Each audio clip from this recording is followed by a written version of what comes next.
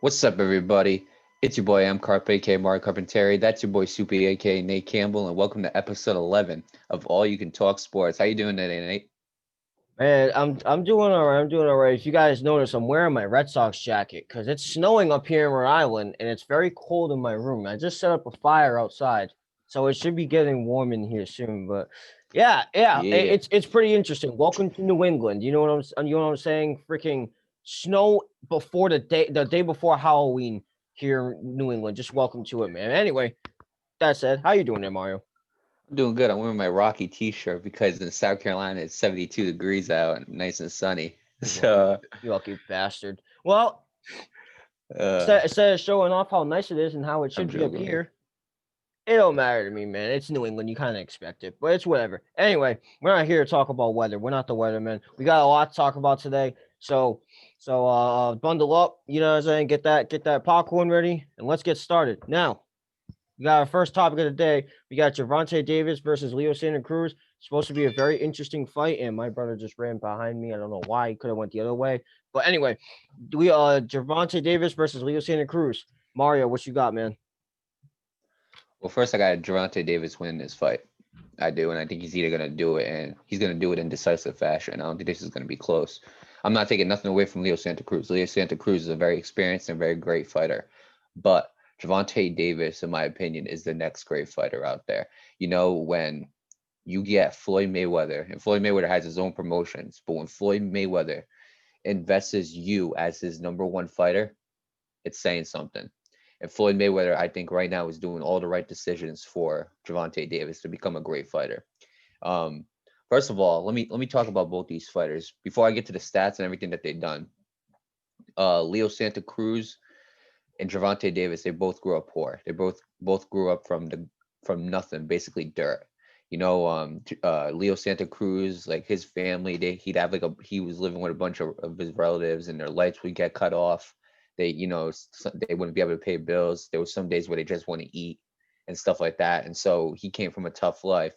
Gervonta Davis came from foster care. He didn't grow up with his birth mom and dad. He was bouncing around foster systems until his trainer picked him up and basically became a father and mentor to him. And so both these guys, they've had successful careers in boxing. One is 37 1-1. No, I'm sorry, 39 1-1. And the other one, no, wait, it's the first one. I'm sorry, 37 1-1. And Gervonta Davis is 23-0 with 22 knockouts. So I'm looking at this and I'm looking at these fights and I'm thinking to myself, okay, what's the strengths that each one of these guys have? So I'm gonna look at it like I did with Chanko versus Tiafimo. And even though I was wrong on that prediction, I think it was a very smart prediction. It just didn't happen. But with Gervonta Davis is great everywhere. He has great defense. Gervonta Davis is amazing defensively. He knows how to slip a punch. He knows how to counterattack and everything like that. His jab to the body is insane. He just it's like he hit Manny Pacquiao did this so well. They would slip a punch and they would jab you in the body. And that's so important in boxing because every single touch with a glove to a body or your head or whatever, that's a point. That's a punch landed. No matter how hard it hits, not every punch has to be a knockout punch. So no matter as long as the punch lands or as long as the glove touches some part of that body, it's a landed punch. And so he's good at finding the body and jabbing that body. He's good at closing distance and he's good at keeping distance. So if he wants to, and the way he does that is he'll either step forward or he'll step back. And when he steps back, he'll continue step back. He'll step back and throw a punch at the same time. And he's so intelligent with it because it lures the other guy in to swing. And when they do, they leave something open that Gervonta can hit. So he's good at closing distance. He's good at keeping distance from his guys. So when closing, he's good at setting up those punches to land a barrage of punches that could possibly TKO them. There's a reason why he's 23-0 with 22 knockouts. Um, Great counter puncher. He reminds me so much of Floyd. He reminds me so much of Floyd Mayweather, especially recently. He's reminded me so much of Floyd. The only difference is he's a mixture of Money Mayweather and Pretty Boy Mayweather. He's got the power and the striking of Pretty Boy, and he's got the defense of Money. So he's got that going for him. He's got power in his left and right hand. See, some boxers they only have power with one hand, And so with that one hand, it's either the left or the right. And then boxers know how to counter it because they know that if they're uncomfortable with the other hand, they're going to try to make sure that that boxer tries swinging with the hand that they prefer not to swing with. But with Gervonta Davis, you got to be very careful because he can knock you out with the left and he can knock you out with the right. Both those hands are deadly. Personally, I don't think he has a strong hand. I think they're both equally strong. I think he could knock your lights out with left and right. Um, Striking speed, his speed is ridiculous, especially when he counters. When he's countering with striking speed, it's they'll throw, they'll miss because he'll use his insane defense, and then he'll come with a punch, and all of a sudden it's a punch landed, and it's like out of nowhere. It's like a blink of an eye, and you'll miss it. And great head movement he has. He knows how to slip a jab to start the attack, and when he does, it's something to behold. Going to Leo Santa Cruz. Leo Santa Cruz is a great combo puncher. Leo Santa Cruz, he can land like a good 10 shots out of nowhere. Like he's just a great combo puncher. Like he just knows how to land them. He has great punching accuracy. And I think Leo Santa Cruz got a chin too, because he has been swinging left and right with a bunch of fighters. I've seen highlights, and it's him and the other fighters, and they're just swinging left and right, coming at each other's chins. So Leo Santa Cruz has that. But here's the problem. Leo Santa Cruz's weakness is if he thinks he's going to step into this ring with a guy who has 22 knockouts under his belt as a 23-year-old or a 22-year-old, and he thinks he's gonna trade blows with Gervonta Davis, he's gonna have a rough night because Gervonta Davis will knock his lights out. If he goes, Gervonta Davis, I have a feeling, will knock his lights out if he wants to brawl with him. You cannot brawl with Gervonta Davis. You have to outbox him, and that is something that Leo Santa Cruz is gonna have to do. But I don't think he's gonna do it. I think he's gonna get caught up in the moment. And I think Gervonta Davis is gonna knock him out. Gervonta Davis's only weakness. Let me tell you something. His weakness is something that is before the fight, and he already made weight. That's what it is, making weight. Gervonta Davis' weakness, in my opinion, is making weight. He's had problems with that in the past, but he made weight for this fight, and he's going in. So you know what, man? Give me Gervonta Davis by unanimous decision, decisively, or give me Gervonta Davis by knockout. Well, I already took my jacket off because it got pretty warm in here. Nonetheless, I'll say this: I think Gervonta Davis wins by knockout, and I think in my eyes, I think defense is. And I'm not saying Leo Santa Cruz is not a bad defender, but he's not really necessarily known for his defense. He's known for, like you said, his accuracy in punching, his counter punching, combo punching. The closing distance is really the best things he's known for. He's not really known for having the best of defenses, and I think with you know got an accurate and somewhat aggressive fighter, or actually I won't say somewhat. He is a pretty aggressive fighter, and Leo Santa Cruz. You got Gervonta Davis, who's both aggressive defensively and offensively. I think having it's something very rare in boxing and even in something like UFC. It's rare to have both deadly offense and defense. That's something you don't really see a lot. And to have that as to have that as a combo is just absolutely deadly. With the defense, the jab to the body, the closing distance, the closing and keeping distance. That just to name a couple. Like you said, power left and right hands is something very rare as well. I think Gervonta Davis is one of a kind. And you know what? I think he's gonna win by knockout. For being honest with you, especially with how especially with how fast and aggressive he strikes. How much of an IQ? No disrespect to Leo Santa Cruz, he definitely has an IQ.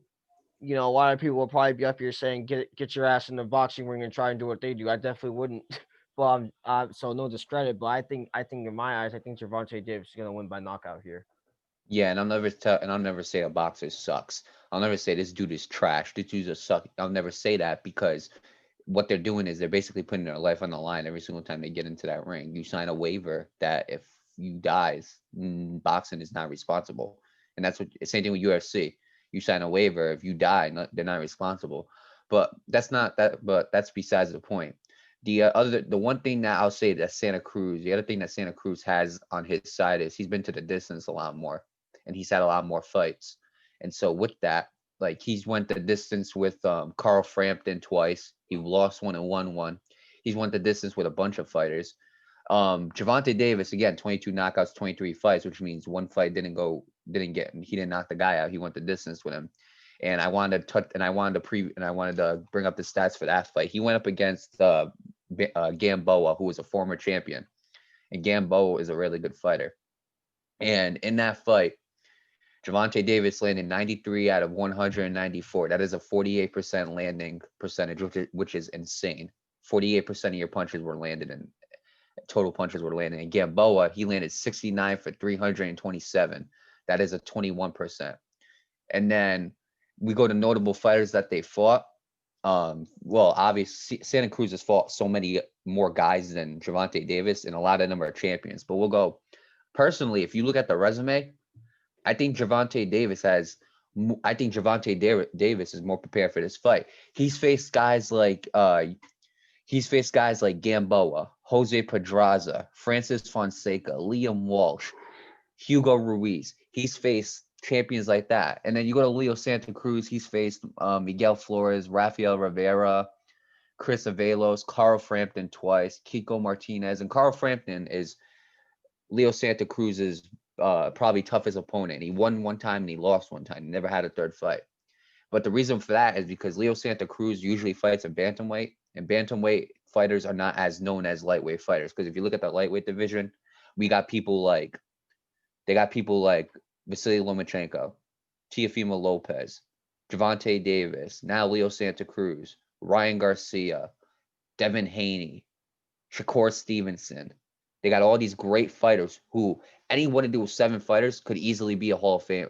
Actually, all of them might be Hall of Famers by the time this ends. But I love where boxing is right now. They're taking the best fighters and they're putting them up against each other. So by the time their careers are done, there is no argue. You can actually argue who will be the better fighter when their career is all over. And I love this. But you know what? Gervonta Davis, I think, is going to beat Santa Cruz. Floyd Mayweather said he wants him to fight one more time before he gets a shot at Teofimo. So I think that if Gervonta Davis beats Santa Cruz, I think he goes on to fight Ryan Garcia because they've been already talking about it.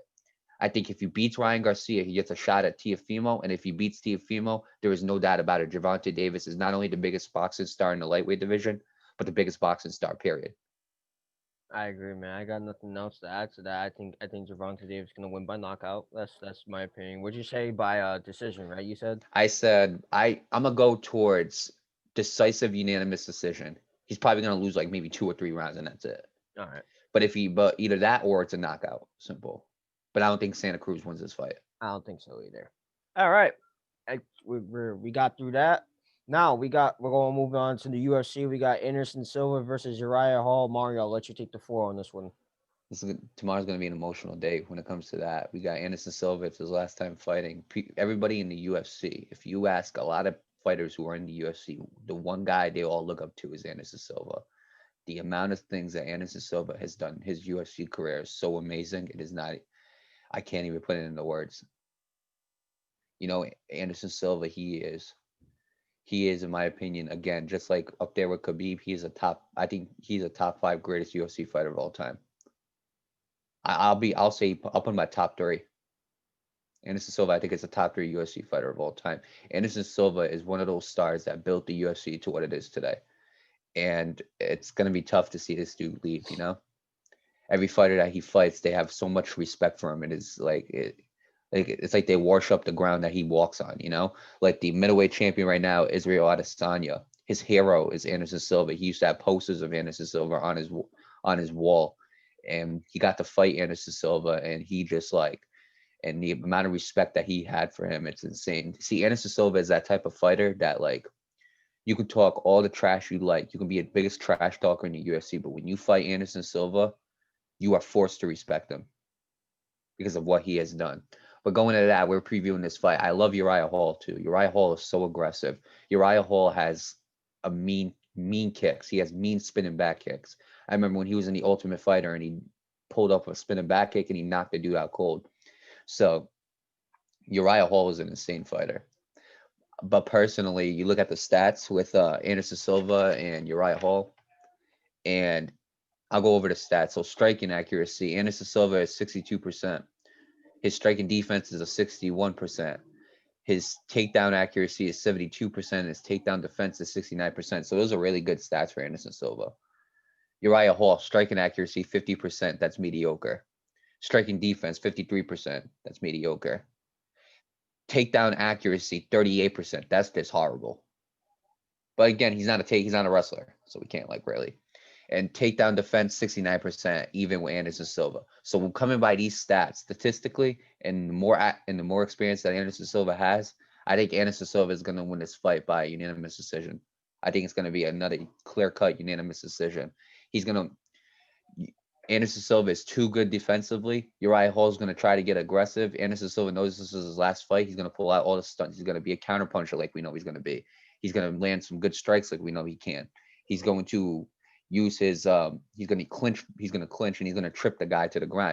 I think Anderson Silva will land a takedown, and I think he wins by unanimous decision. I think he gives the fans the everything he's got for his last fight. And I think after this, I think Anderson Silva is going to cement his legacy as one of the greatest UFC fighters of all time. I agree. I think he wins by unanimous decision. Like you said, good defense on Anderson Silva. Uriah Hall is an extremely aggressive offensive attacker. I'll say this about tomorrow, though. I'll say this. It's going to remind me when I'll give a couple examples. It's going to be just as emotional as like watching Kobe Bryant's last game when he dropped 60 points.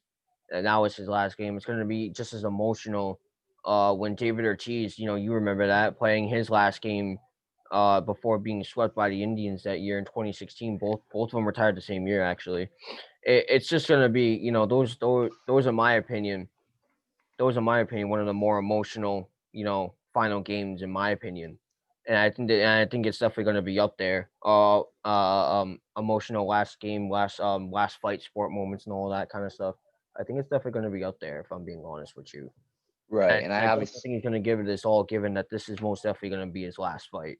Yeah, and I obviously have favorites in the UFC, but if there's any guys, not favorites, but if there's any guys that have influenced me as a fan to go watch the UFC, if there's any people, there's a handful of fighters, and those fighters are John Jones, Habib, Chuck Liddell when he was there, Anderson Silva, obviously, Conor McGregor, and Ronda Rousey. Only those six right there. Those are the only people. Those six right there. Oh, and for older fans, you got like Hoist Gracie. But that's the six I named right there.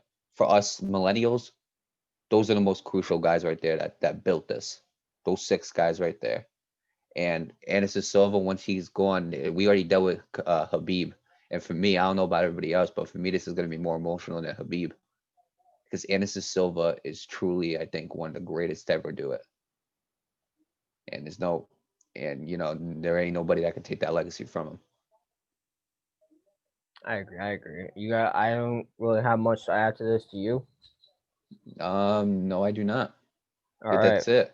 Both those fights. All I want to say is both those fights are on Saturday. Davis versus Santa Cruz. That is on Showtime Boxing. Silva and Uriah Hall. That will be on ESPN. All right. What do we got next? We got this. The Detroit Tigers hire AJ Hinch as their new manager. I almost said a head coach. I so used to talking about basketball and football. Hold on, let me pull this up real quick. I'll give you a little bit of a resume on AJ Hinch. We all know he's more notable for being the Astros manager. He is more notable for being a part of the cheating allegations in 2017. But he did manage the Diamondbacks before he went to the Astros, but that's really not as notable as the Astros. He won the World Series in 17 despite the cheating allegations. He took them back to the World Series in 2019 only to lose to the Nationals. He's never had a losing record with the Astros. In his last 3 years managing the Astros, he went over 101 plus wins. And the final win-loss record, 481, 329 record. And he out of the 5 seasons, he was out of the 5 seasons with the Astros, he was manager of the year 4 times. So Mario, do you think it's I can't believe I'm asking, but do you think this is a good addition for the Tigers? No, I don't. And it's not because of AJ Hinch, and it's not because of like any cheating scandals or concerns about that. For me, that's not it. For me, the reason why is because AJ Hinch stepped into a team that was so World Series ready when you had Jose Altuve and you had Carlos Correa and you had George Springer, you had Josh Reddick, you had Yoli Gurriel was starting to become pretty hot too. Uriah, Justin Verlander, you had Garrett Cole, you had he had a ready team, you know. Right. You had a ready World Series team. Detroit Tigers are not a ready World Series team. They're not. And I don't care what manager you bring in, they're not gonna be ready. He can maybe take them to a playoff run. I don't mind that. He can take them to the playoffs, but like again, Detroit's in the. Correct me if I'm wrong. I might be wrong. Detroit in AL. Yeah. Yeah. All right. Cool. So Detroit's in the AL. There's too many teams to fight with in the AL. Too many. You know. So like he again, like you said, it's going back to the Astros and it's going back to like the White Sox. He's still got to deal with. He's still got to get through the Astros. He's still got to get through the Rays, probably the Red Sox if they get their pull their pitching get their staff crap back together. in their good manager. Yeah, they got to get through the Yankees. They got to get through the Indians, and there's a bunch of Oakland A's, Twins. There's so many good teams in the AL. I think there's a lot more better teams in the AL than there are in the NL. But the NL has the more. I think what the NL has, the very few good teams. I think the NL has, they're more dominant.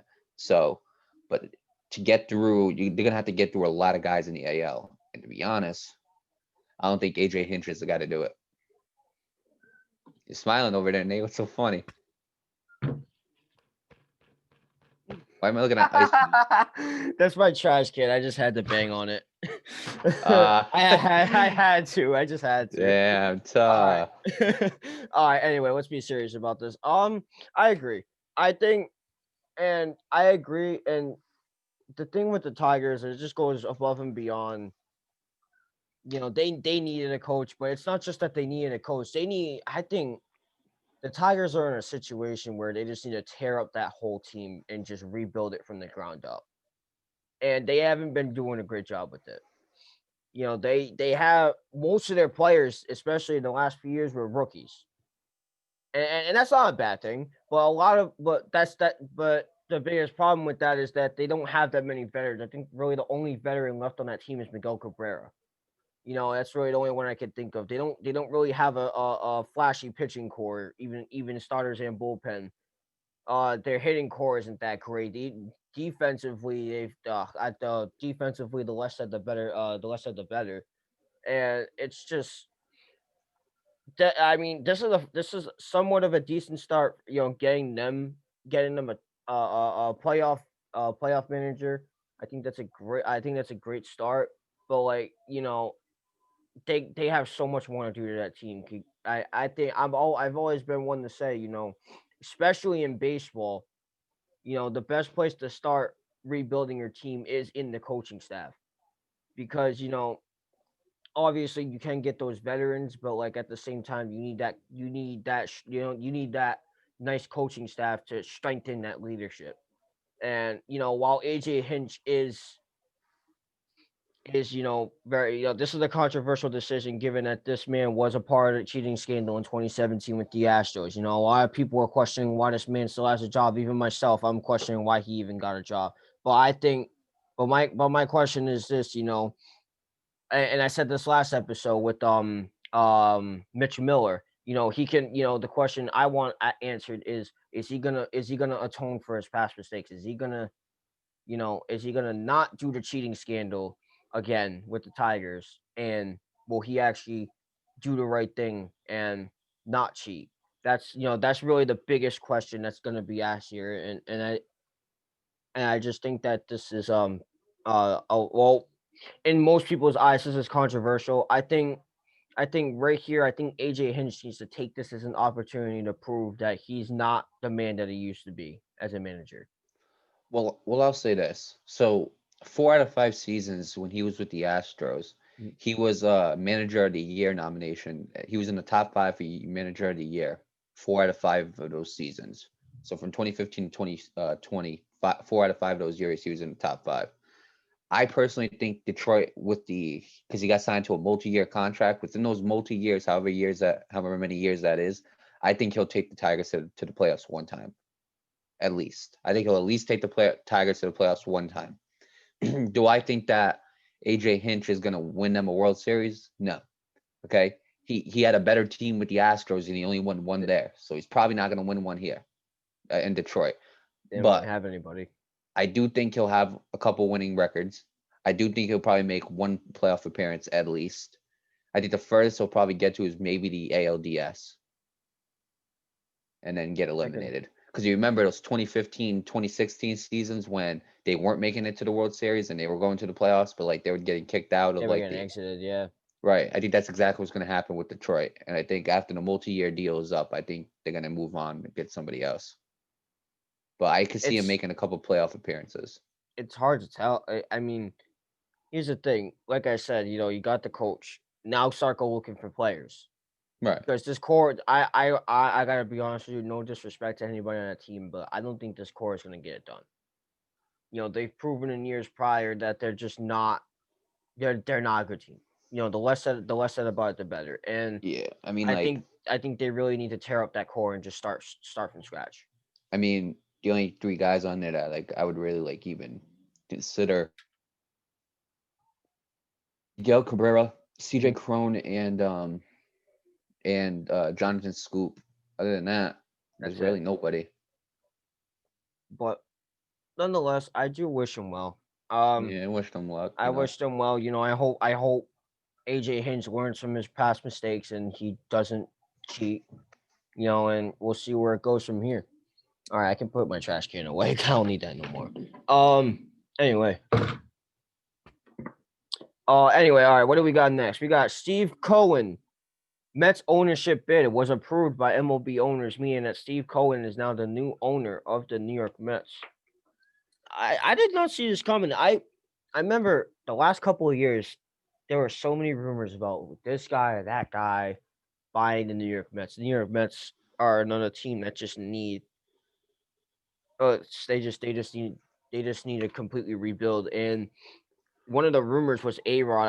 I did not see Alex Rodriguez of all people buying the New York Mets. That just sounds a little ridiculous. But I want to hear what you think about this, Mario. I mean, it's tough with ownership. It really is. Because ownership really controls everything, Ownership really controls who's GM, who's coach. I mean, or manager, I'm sorry, it's baseball. Who's owner? Oh, I'm not. Oh my God. Who's president? Who's GM? Who's manager?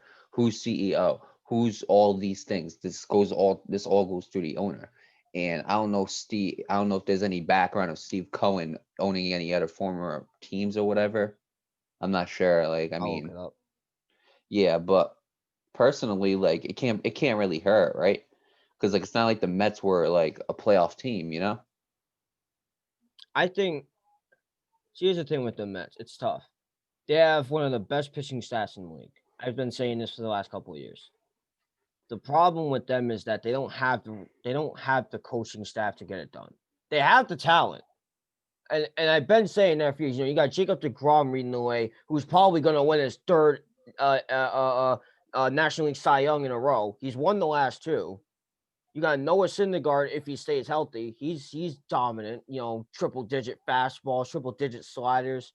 They got rid of their other pitcher in Zach Wheeler. I think that was a pretty stupid decision by them, but they got other pitchers to back them up. They got two veteran pitchers who've been to the World Series before, leading the way. And they got other talent. They got Yoenis Cespedes if he decides not to opt out again. I think that was a pretty big loss by them. They, despite Pete Alonso's slump in 2020, I think he's still a very valid player. They got some good stars on there. They got good talent. I think the biggest mistake that the Mets have right now is their coaching, and I think Steve Cohen really needs to look deep because, like you said, the owner is controlling everything. So he really needs to look deep on the field with the on-field product. What players aren't performing. What do I need to do to the coaching staff? I think this is something he really needs to look at. And like I said, I'm looking at it right now. I can't really. Well, I'll give you a background on what Stephen Cohen's background is. So basically, he is a billionaire hedge fund manager. He was the founder of hedge fund Point 72, Asset Management, and now closed SAC Capital Advisors, both based in Stamford, Connecticut. He got his education at Wharton School of the University of Pennsylvania, so he is very smart because not many, they don't accept anybody in University of Pennsylvania. So he is a smart guy. It's all about how much you know about baseball. Right. That's really where the IQ comes into play, and that's what I'm saying. Look into the team real hard, and you got to look at the things that are gonna cost this team. Like I said, the coaching staff really hasn't been that great. I'll say this: They the one oh, I'm sorry. Continue. after they got rid of Terry Collins, that was a big deal for the Mets because I think Terry Collins was actually not a bad coach. I just think, he made a couple of mistakes. He just has to move on from them. But I think that was a dumb move by the Mets getting rid of Terry Collins, and I wouldn't be surprised if he hires him again. I just agree. I don't think it's a dumb move because, again, the Mets weren't really doing nothing. So, getting a new guy, it might change that. But here's my question: I'm always concerned when a billionaire takes like a team because it's all about because then it all goes to is it now about keeping money in your pockets Or is he really or do serious you about really the care team? about the team? Exactly, and that is the problem when you get a billionaire. Sometimes the billionaires just care about putting money in their pockets. They don't care about actually saving players, doing certain things to get players, even if that meant them personally losing money. But that's the only thing is if a billionaire gets a team, will he care about the team or will he care more about gaining more money in his pockets? And that's the thing. You see now the Red Sox did that with Mookie Betts. Yeah. They did all that stuff just to hurt and it hurt us in the end as a team, but it might have benefited their pockets. And I don't want that to, and that's not the right thing to happen to the Mets. Because then if that's the case, if he's the same as the Red Sox guys, who's next? Pete Alonso, Noah Syndergaard, Jacob DeGrom. Who's next? Exactly. And it's gonna be interesting to see this. I really want to see for myself if he really does care about the Mets and if he really will do, benefit not only the players but the workers associated with the New York Mets. The people that work in City Field and in the Queens. The people that that run the operations for the New York Mets and all that. So I'm really interested to see. I'm reading a lot of articles here, and it says, wait, that's on it. It's right here. He says Steve Cohen pledges $17.5 million to small businesses and will take care of Mets employees, and there's other things about it. So it's gonna be interesting to see how this rolls out. If he really does care about the team, I'm curious to see how he's gonna help them. Not just the players, but the people that work for the New York Mets. So it's gonna be really interesting. All Anything right, I else you got want to add to nothing that? else to add. I All got right. nothing else to add to this Before I topic. get to Trevor Lawrence, he tested positive for COVID. I don't want. I want to get to something else real quick. We got an NFL Hall of Famer, Herb Adderley. He recently died. I think it was this morning. He died at age 81. And Mario, I'll let you read his resume. Yeah, so well first I want to say RIP to Herb and Right. his family, you never want to see somebody die, a relative.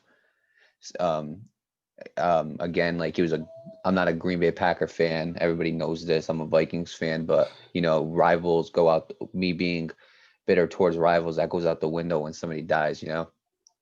So Right. it's more than football. So, but I'll read his stats. So he was a three-time Super Bowl champion. He was a six-time NFL champion. That was before the Super Bowl era occurred. Five-time Pro Bowler. He was a four-time first team All Pro. He was a three-time second team All Pro. And he was part of the NFL 1960s All Decade team, and he was inducted into the Hall of Fame in 1980. So again, really great Packers player. There was a lot of them under Coach Lombardi, and there were so many of them that sometimes we just forget their names or we don't even know their names. You know what I'm Right. saying? Because so many Hall of Famers were coached under the great Vince Lombardi. And again, I just want to say R.I.P. Rest in peace to his family. Also, while I'm on this topic, there was a we didn't get to it, and I was thinking about it, but we were running out of time, Mm.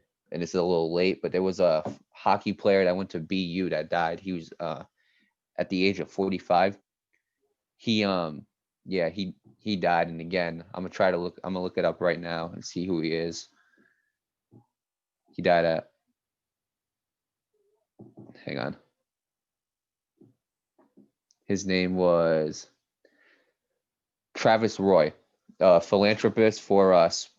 He had a spinal cord injury treatment and he died at 45. And so, again, I just want to say rest in peace to him.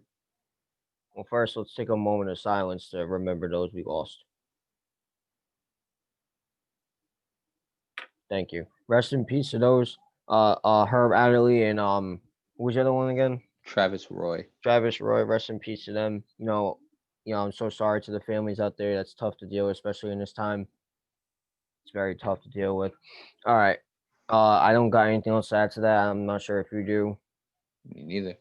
All right. Well, let's get to the biggest news. We got Trevor Lawrence. Oh boy, I did not see this one coming. Tested positive for COVID-19 and will not play against Boston College. I got a question before I ask you about your thoughts on that. Is that going to be at Boston or is that going to be at Clemson? That will be, I believe, at Boston. Let me just look that up. I might have to go see that. Oh no, it's at Clemson. My bad. Oh yeah, never mind. It's at If Clemson. it was at Boston, I would have go seen that. But what do you think, Mario? What you think this is? We already know this is going to affect the Clemson Tigers, but how is it Yeah. going to affect them? Well, I'll say this: people don't notice, but the quarterback behind him is the third ranked high schooler in the nation. He was the third high school ranked. He was the third high school ranked coming out of high school. So they have and I'm gonna look him up right now. He's a quarterback for Clemson. DJ. His name is DJ. I'm sorry for pronouncing this wrong. It's a very complicated name. Uiagali. I'm assume it. That's how you pronounce it. He's going to be making his debut against Boston College, and Boston College is 4-2, but they're not ranked. Clemson. This is a very important game for Clemson. If they can get past this game without Trevor Lawrence, then it's all about when he can come back. And some people are saying he might not even come back for the November 7th game in Notre Dame, which is a big one too. That's the biggest game Clemson, not only Clemson has, but Notre Dame has. And Trevor Lawrence playing is a must if the Clemson Tigers want to beat Notre Dame. Personally, I don't want Clemson to beat Notre Dame. I'm a Notre Dame fan, but I mean, in order for Clemson, I think this is a very important game in which the Clemson Tigers need Trevor Lawrence. But for this week alone, if DJ can somehow get through this game with a win, and Clemson is better, I think, overall than Boston College, not just with Trevor Lawrence, but without him. So if he can get this win against Boston College, then I think Clemson should be set. But this is obviously a huge loss, because again, we always talk about it like, no, we don't want to see anybody get COVID and stuff like that. It sucks, but this is a big loss for them. But it's up to DJ. It's next man up, and he's got to step up and he's got to play. Right. And I think this is going to be a big test for him, to see if he's college is a big step after high school. It's a big deal. It's a big stage. Not as big as the NFL, but it's still a very big step over high school. And the stuff that he learned in high school should carry on within the college to see what he does from there. Like you said, I think I'm gonna go back to what you said. Trevor Lawrence is, even without Trevor Lawrence, Clemson's still an overall better team than Boston College. And I think, Right. I mean, I think they shouldn't really have a problem being Boston College. I really want to see how this is gonna work out for this. I forgot his name, DJ. I'm not even gonna bother pronouncing this. Yeah. Yeah, Call him DJ. yeah. But yeah, I'm interested to see how this goes. I am too. I mean, but it's crucial that he comes back for the Notre Dame game, because I'm not gonna say, because Clemson and Notre Dame, I think evenly, besides Trevor Lawrence, I think they have an even squad defensively, offensively, besides Trevor Lawrence and versus Ian Book. Obviously, Trevor Lawrence I think is a better quarterback than Ian Book, but it's important that Trevor Lawrence comes back for the Notre Dame game because he is the decisive factor in that Notre Dame game. But Absolutely. we're gonna have to see. It's all about when he can come back. Right now, they're saying he had mild symptoms. He is isolated from the team, but they're very optimistic about him returning as soon as possible. Just not for this game. We're all very optimistic too, and keep your spirits high, Mario, because you and that tanking for Trevor, man, you're pretty, Yeah, you're that pretty. might have been my future quarterback on COVID. All right. Next topic we got. Oh, this is a big one. The Ravens extended their offensive tackle Ronnie Stanley. Let me give you a resume. They in 2020 he's allowed no sacks.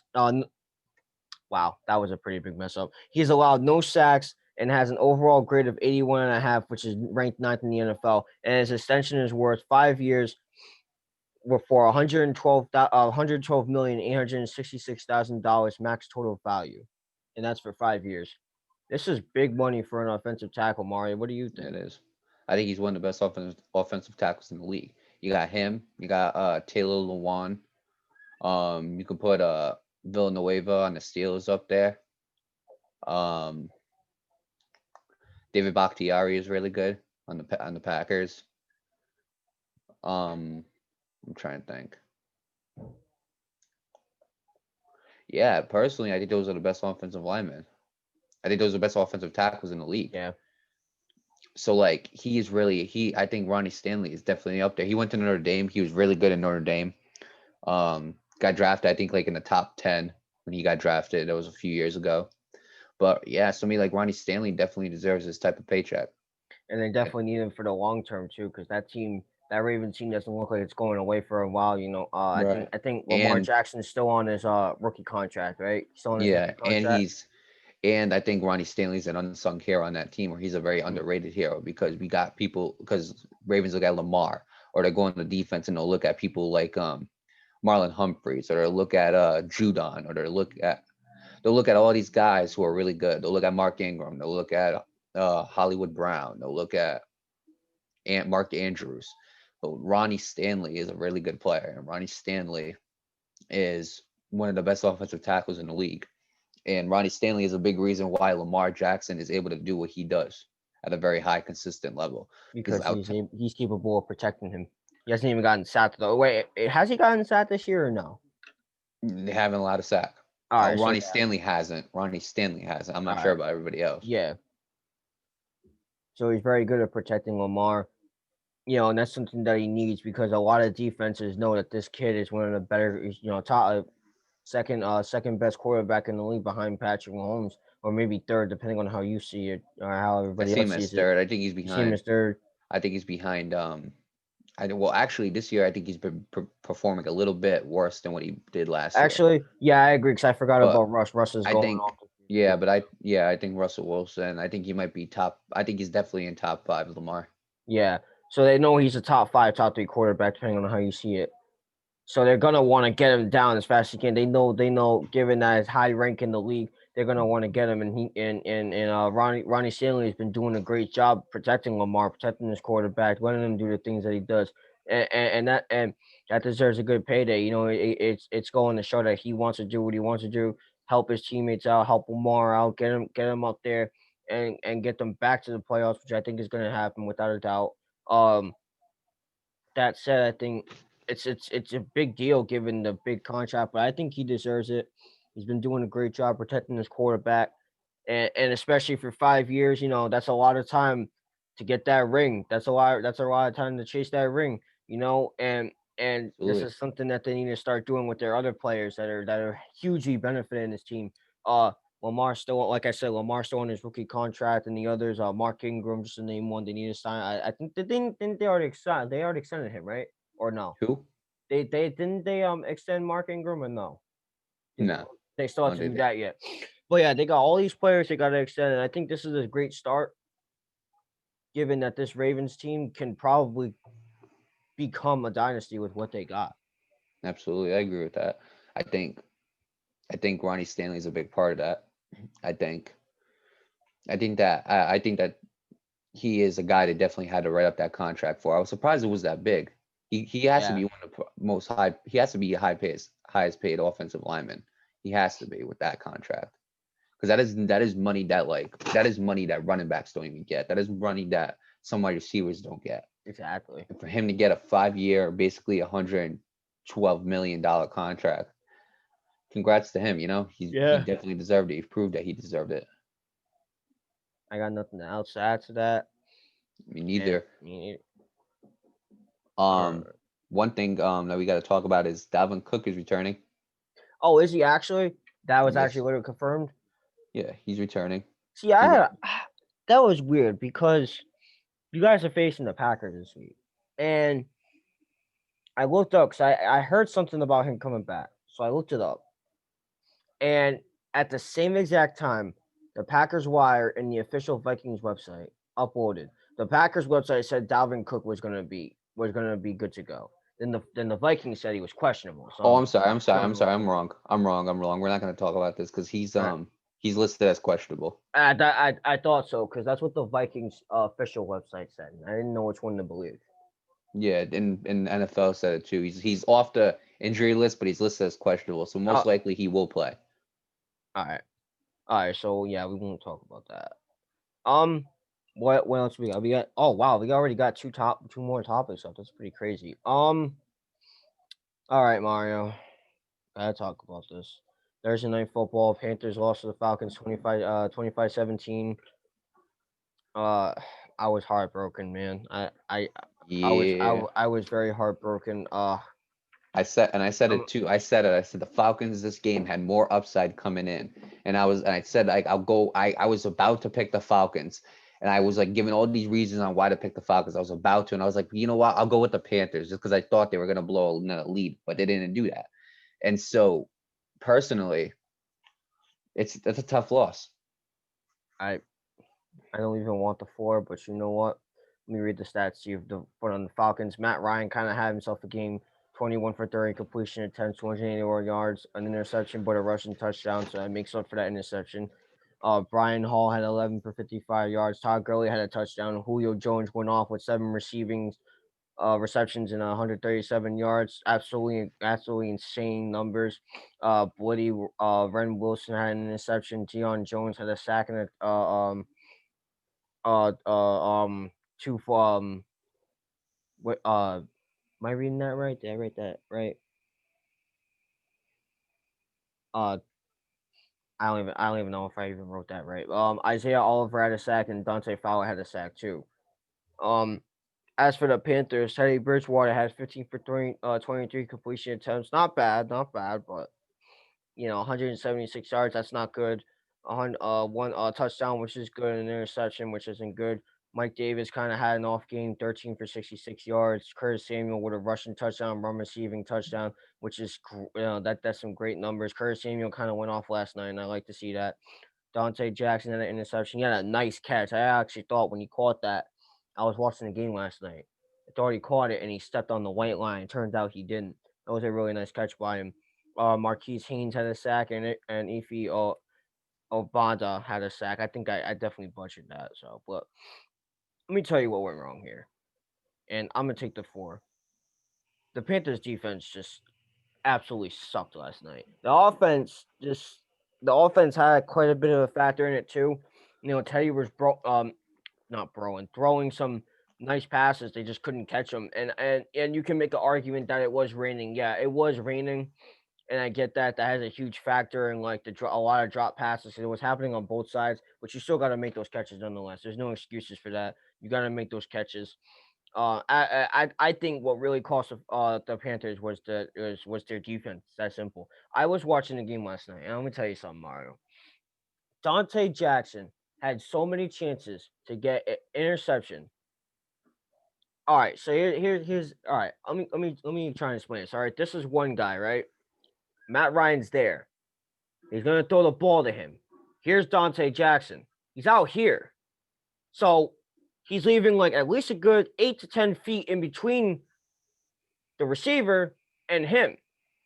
He could have taken that to his advantage, used his speed to his advantage. Dante Jackson's a very fast man. He could have taken that to his advantage, read that ball, and caught that ball. Now I'm not saying every time, because sometimes the ball can be thrown elsewhere, and sometimes the way the ball is thrown, it can be thrown off a little bit. But there was just a couple of plays where he could have gotten an interception so easily, and yet he left so much space in between the receiving and himself. And it was the same thing with Trey Boston. He did it a couple of times, but Dante Jackson did it the most. And I was screaming at the TV. I was like, dude, stop leaving him open. And he kept on leaving them open. And I think that's the biggest problem with the Panthers defense is that they leave way too many open holes. And that's something I analyzed when they faced the Buccaneers in week 2. And I felt like had they not made those defensive mistakes, they probably would have made that game very close. Same thing here with the Falcons. It's no different. They made way too many defensive mistakes, and that cost them in the end. And this is against a team where they have the worst defense in the entire league, and they stepped up this game. And you know what? Props to the Falcons. I'm very disappointed with my Panthers. That's not a way to lose a game. The Panthers defense did not show up that game. They made way too many mistakes, and that cost them in the end. Anybody can make an argument that it's raining. Fine. In my eyes, that's not an excuse. You play football in that kind of weather. You gotta know when to get over that slump and make the right choices necessary. And I think the Panthers defense really cost them this game. One thing I will say is I think they could have pressured Matt Ryan more. Exactly. I'm not gonna blame this more in the secondary than I will on the line. The defensive line should have got to Matt Ryan a little more, and they should have applied that pressure. And the Falcons did a little bit more on defense than the Panthers did. The Falcons had 3 sacks, Panthers had 2. Then Panthers had 1 interception. Same thing. Falcons also had 1 interception. But the thing was, the difference between them was the pressure. And if maybe 1 sack on Matt Ryan could have gave them an extra possession for them to win the game or tie it. And so with that being said, I just think defensively the Panthers didn't do enough. Offensively, they didn't do enough, I don't think. I think that somebody really needed to step up on offense and nobody did. So honestly, nobody really impressed me this whole game. No, nobody. The only person that did was Julio Jones. That's it. Julio Jones, I think, is the star of this game. Yes. It's sad because, and I said it too, they have to face the Panthers, have to face the Chiefs week 9 next week, and then the Buccaneers the week after. They had to win this game. And everybody can go out there and say it's the Falcons. I understand that. But when you're in the game of football, all right, you have 16 games to play. You got to do your job. It's not like it's not like hockey and basketball. You got 81 games of the year. You can lose, like 10, 15 games and still make the playoffs. It's not like in baseball where there's 162 games and you can win, you can lose 40, 50, 60, sometime 40, 50, 60 games and still make the playoffs. In football, it's different. You got 16 games to play, all right? You got to make those count. You got to make those wins count because especially in this day, the playoffs are extended, so it's a little bit of a different story. You can lose 7 games and still hit the playoffs. But when you got the pressure on you, you're in the NFC South, which is one of the more competitive divisions in the league. You got the Buccaneers and the Saints leading the way. Then the Panthers had that fresh new reboot after Cam Newton left and Kiku retired, and then Ron Rivera got fired and went to the team with no name of the Washington Football Team. They got to step up. Anybody can say it's the Falcons. That's an easy win. I don't care. I don't care who you're facing. If it's the worst team in the league or the best team in the league or in the middle, you got to do your damn job, because this team is, if they work around what they got, they can be a legit playoff contender in the years to come. But right now, this was their year to prove that, and I don't think it's going to happen. I think this loss kind of put the nail is about to put the nail in the coffin to say, we need more to get to the promised land, and I think they just failed to execute. I think I agree with that. I think the coffin's almost closed, and I think that it's a long road. It's a tough road ahead. And it's not looking good for the Panthers. But who knows? Who knows? Anything could happen. Anything can happen. Anything else you want to add to this topic? Not really. I don't want the 4 anymore. So. All right. All right. We got the last topic of the day. We got our Week 7 Sunday night predictions. Our first game. Week 7. Week 8. Excuse me. It's Week 8. My bad. It's been damn, Nate. I made a little bit of an error. All right. That was an error on my end. That's on me. All right. We got Week 8. My bad. Week 8 predictions for Sunday night. We got the first game on the list. Give it to me, man. We got the Patriots and the Bills. It's a division game. I think this is something the Patriots are. This is a must-win game for the Patriots. They had a very last upsetting couple of games. Lost to the Broncos. Got destroyed by the 49ers at Gillette Stadium. As much as they need to win this game, I think the Bills. Give me the Bills for this one, man. I think the Bills will take this I one. agree. Give me the Bills. I think the Bills. I think the Patriots are really struggling with those 2 losses in a row that they had. Bills have like the Bills have what do you call it? They beat the Jets, but barely, and they're going through their woes. But I think the Bills have more momentum They have coming in more. this They have game. more of a complete I think the Bills. This circle. is now the Bills AFC East. All right. We both got the Bills. We got the next game on the list. Give it to me, man. We got the Raiders and the Browns. Oh man. I'm gonna go. This I'm gonna go Raiders. I'm gonna go Raiders too. I think they got a stronger defense than the Browns, most definitely. And I think the Raiders defense will stop the Baker Mayfield and the Browns offense. Especially without OBJ. OBJ's out for the year. So this is where the Browns gotta step up. They gotta step up and say, you know what? Even though we don't got OBJ for the rest of the year, we gotta step it up. And I think the Raiders might make a statement for this one because they actually surprised a lot of people this year. See, I think it's all gonna come down to Derek Carr because Derek Carr either has a really good game or he has a really bad game. Right. He's And so inconsistent. and so Josh Jacobs is always balling. But it's all going to come down to how Derek Carr plays this game. And is he going to be very good with the ball? Or is he going to be very bad? He's like Gardner Minshew. It's either a really good game or a really bad game. Right. But you know what? I think that the Raiders, if Derek Carr ends up showing up that game, I think the Raiders outbeat the Browns in a very offensively tough game. Right. All right. We got the next game on the list, man. Give it to me. We got the Colts and the Lions. You know what? Give me the Colts on this one. I got the Colts too, and the reason why is because I feel like the Colts have one of the best defenses in the league. Absolutely. I really do. And I think that Phillip Rivers have been doing a lot of great things with the Colts. I think Jonathan Taylor has been really stepping up on his role with the Colts. They got Hines too. They got Nino Hines, who's a really good running back as well. T.Y. Hilton's still there. You go in that defense, they got Leonard. Xavier Rhodes has been playing decent. And yeah, honestly, I think the Colts are better defensively. I think the Lions, they had that nice win against the Falcons. So I think they're gonna be sent back to the ground. I think they're gonna be get that nice little reality check by the Colts. And I think the Colts are gonna win this decisively, to be honest. I'm going to be honest with you, man. Philip Rivers proved me wrong. I didn't think Philip Rivers had anything left in the tank.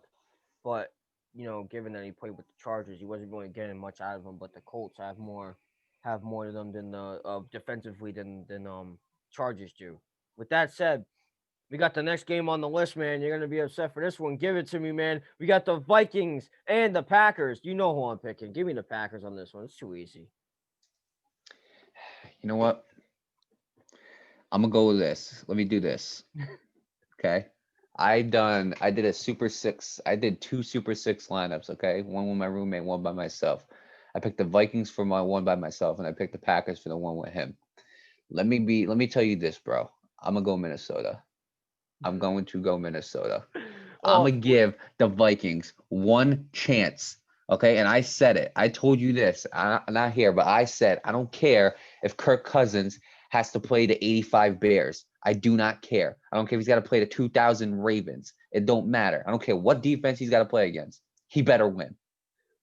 he's saying this. I'm gonna tell you why he's saying this. He made that little thing with the those two things he was talking about with his movement, and so he's trying to win that $1 million so he can get a part-time partial owner of it. So if I Yeah, can and I'm gonna get make Kirk some. Cousins. Put it, no. Put it this way.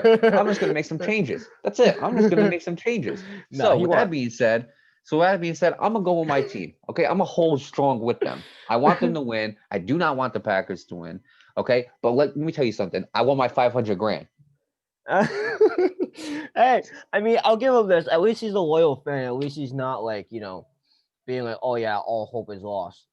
With that Yeah. said, let's go with the next game. We got another kind of a lopsided game on the list. Give it to me, man. We got the Titans and the Bengals. You know what? Give me the Titans only because they have so much more. They just overall they just have a complete team. I agree, and I think this is gonna be actually a really close game. I think it's gonna I, be a close game. I think this is what Joe Burrow needs. I think he needs to Right. face a team like Tennessee. He needs to kind of prove himself that he's, and I've been saying this in most of the episodes that we talk about the Bengals.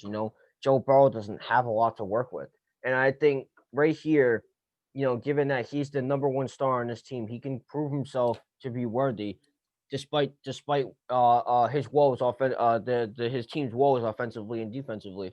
So I think really this is going to be a test for Joe Burrow. I really think that's what's going to happen here. All right, Nate, next game. We got the next game, man. This is a funny one. Give it to me, man. We got the Jets and the Chiefs. I'm not even gonna waste my time with that one, man. Just give me the damn Chiefs. Yeah, I'm not even wasting my time. I was ready to make analysis, but you know what? Give me the Chiefs. There is no analysis. It's the damn New York Jets. We already know they're gonna lose this game, and I will be surprised if they win this game. I don't know what I'll do if the New York Jets win this damn game. It's gonna be that will be a one funny sight. Let me tell you. But just give me the Chiefs. I'm not even gonna make an All right, analysis on that one. next game. Next game. This one's gonna be a little bit of. This one might be an analysis. Give it to me, man. We got the Rams and the Dolphins. Tua's first game as a Dolphins starting quarterback. What do you think, Mario? What do you think's gonna happen here? I think Tua comes in with I think Tua has a good game, but I still think he loses. Give me the Rams. But I think this is going to be a close game. I think this is going to be decided between like maybe like 4 to 6 points, between like 6 and 7 points. I think this is going to be a very close game. Give me the Rams, and I'm gonna tell you why. That defense is strong, very very strong. It is, defense. but let me tell you something. The Dolphins are ranked 8th in defense, and the True. Rams are ranked 12th. I think this is going to be a close game, but I think the Rams might take this one. I think the Rams are going to take it. All right, we got an AFC. I think we got an AFC North Division game. This one's going to be a good game. I think this might be a challenger for the game of the week. Give it to me. We got the Steelers and the Ravens. I don't know, man. This one's a tough one. I got Steelers. I got the Steelers too. I think by a field goal. I think the Steelers too. I think this is really gonna come. I think this is really gonna be an offensive and defensive game on both sides. Both of these teams are fighting. Sure. Both of these teams are fighting for that AFC North title. I think the Steelers are really making a statement this year. I really thought, especially in the beginning of the season, they weren't facing great teams, but now they're facing these good teams. They've beaten the Titans. Who else they faced? They faced their other division rival and the Cleveland Browns, who are also making a big statement this year. Who else did they face? They beat another strong team. I forgot who it was. I can't necessarily. They beat the Browns and they beat the Titans. That's it. Yeah. So they've made. Oh yeah, that's right, because they beat the Eagles, and the Eagles just aren't our team. But anyway, I think the Steelers have another opportunity to prove that they're a legit playoff contenders. If they beat the Ravens, they're gonna be a legit playoff contender. So this game, I'm gonna be honest to you, it's gonna rely on offensively. It's not gonna rely on Lamar. It will rely on Mark Ingram, and I'm gonna tell you why. I agree. Okay, the Steelers offense is ranked 24th. Ravens are ranked 28th. The Steelers defense is number 1 in the league. Ravens are 5, so that's gonna be another factor too. Right. Passing, Steelers are 26th. Did you know the Ravens are 32nd in the league? They're dead last in the league in passing. Wait, really? They are dead last in the league league ranking in passing. Surprisingly, but they are, according to NFL. And they're 3rd in the league in rushing, opposed to the Steelers 14th. So Mark Ingram is going to, but here's the thing: Pittsburgh has one of the best rushing defenses in the league too. Exactly. So Mark Ingram is going to have to mentally break the Pittsburgh Steelers rushing defense. He's going to mentally have to break them, and the Ravens defense is going to have to hold their own. They're going to have to do a lot. They're going to have to do more than the Steelers defense is going to have to do, and it's going to come down to those two. Will Lamar Jackson have some moments? Absolutely, he's Lamar Jackson, but I think it's all going to come down to Mark Ingram primarily, and in secondary, it's going to come down to the Ravens defense. If Mark Ingram can have a day against the Steelers, and the Ravens defense can hold their own, the Ravens can take this game. Steelers, however, it's going to rely on their passing game. It's going to be all about how much.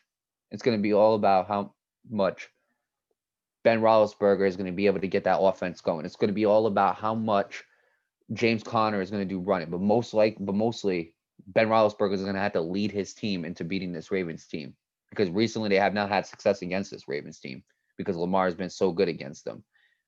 So you know what? With that being said, I'm gonna go Steelers. I'm gonna go But in Steelers order too. for the Ravens to win, it's gonna rely primarily on Mark Ingram and that Ravens defense to do more than Steelers defense. All right. All right. With that said, we got another AFC division game. This time it's in the West. We got this is a pretty interesting one. I say, give it to me. We got the Chargers and the Broncos. Division Mario, game. division game. Mario, I got the Chargers. Okay. Yeah, I got the Chargers I got too. the Chargers. I I got the think Chargers too. And let me tell you some more shocking stuff. Let's go through an analysis with this. So I'm gonna go through this right now. Let me just put down your pick, Chargers. Okay, I think ready? it. I think Justin Herbert will ball out again. Absolutely. Broncos are 31st in the league in offense. Chargers are 14th. Okay, that's not the shocking stat. Chargers are 13th in defense, right? Wait, really? The Broncos are fourth. Broncos are the fourth best defense in the league. That's interesting. It really is interesting, in my opinion. The NFL ranked them the fourth best defense in the league. Passing, Chargers are 14th. Passing, Broncos are 29th. Rushing, Chargers are 16th. Rushing, the Broncos are 24th. So every single thing points to the Chargers except for their defense. Chargers, Justin Herbert can have all the game he wants, but Chargers defense is going to have to do some things. He's gonna have to step up because that's why he's been losing a lot of his games because his defense has been necessarily stepping up. And I didn't think they weren't as good as you said they are. But as much as the odds point to Justin Herbert having a great game because it's the Broncos, those same odds can point towards the Broncos stopping Justin Herbert with that fourth ranked defense. The Right. secondary is great. Nick Chubb is really stepping up and really taking that leadership role that Von Miller would have taken if he wouldn't have gotten hurt. So this Broncos defense is really, really good. And this Chargers defense is pretty decent itself. But the Chargers defense is gonna have to pull them. They're gonna have to do just like the Ravens. They're gonna have to do more on defense than the Broncos to win this game. And Justin Herbert is going to have to. I'm gonna be honest. He's gonna have to embarrass this Broncos defense because if he doesn't, and they get there in his number, this is gonna turn into a defensive game. And I don't know if I trust Justin Herbert with those final minutes if he doesn't play that good. So you know what? Personally, give me the Chargers. I think Justin Herbert will have a game, but the same amount it's a 50-50. As good as his game might be, it might be just even it might be just as bad because they have the fourth ranked defense. I agree. All right. You got the next game on the list. Give it to me. This is going to be another interesting game. So give it to me. We got the Saints and the Bears. I got the Saints. I got the Saints too. I got the Saints winning by a good 10. I think the reason why the Saints win is because their offense has more of an upside than the Bears. Absolutely. Defensively is a different story, but I think offensively is a different story too. So I think the Saints take this by a touchdown. Well, let me tell you this. This is the reason why. New Orleans scores 30 points a game opposed to Chicago's 19. Okay? Now, points allowed. New Orleans allows 29, and Chicago allows 20. So I think this is going to be a 9-point, 10-point game for New Orleans, in my opinion. I think New Orleans is going to beat them by 9 or 10 points, and I think they're going to end up winning this game, mostly because their division prepares them more to win than the Chicago Bears division does. I agree because you got the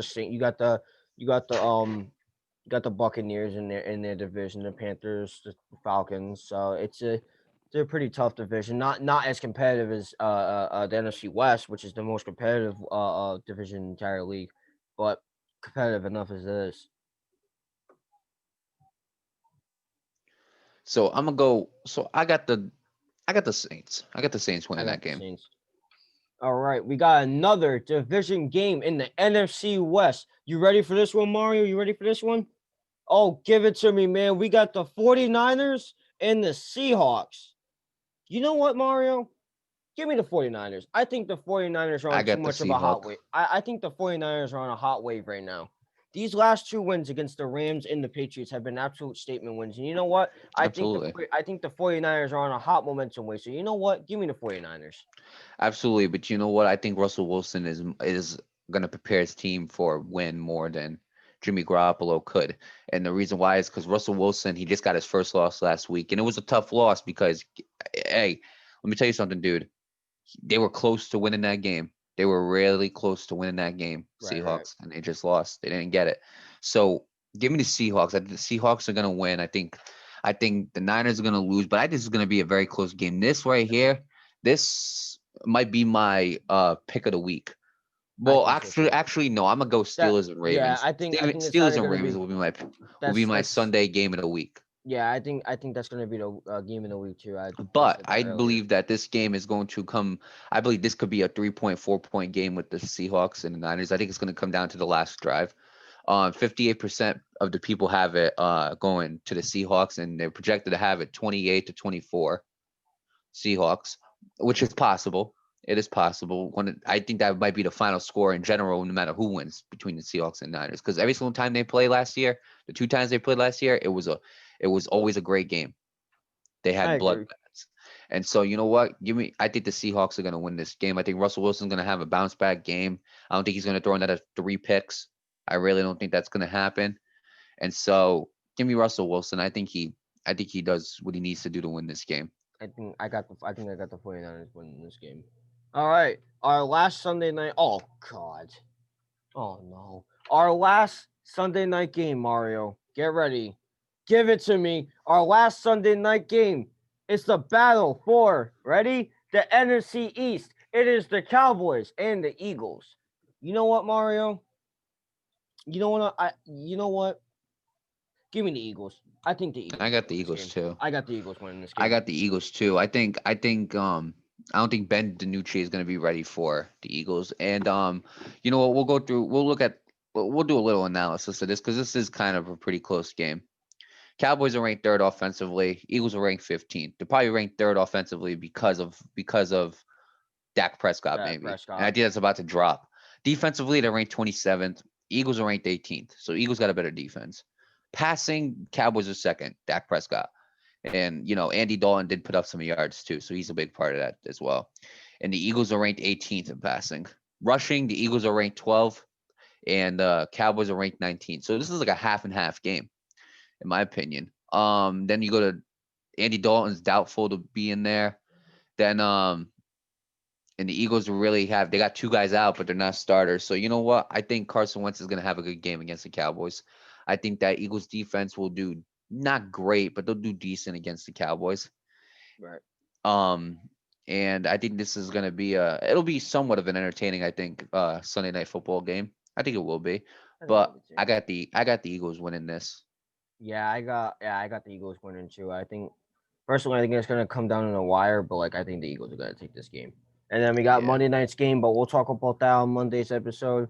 And absolutely. teams on the bye are the Cardinals, the team in no name in the Washington football team, the Jaguars, and the Texans. So with that said, that is gonna be all for episode 11 of All You Can Talk Sports. I am your host Soupy. That is your other host Mario. We'll see you on Monday for episode 12.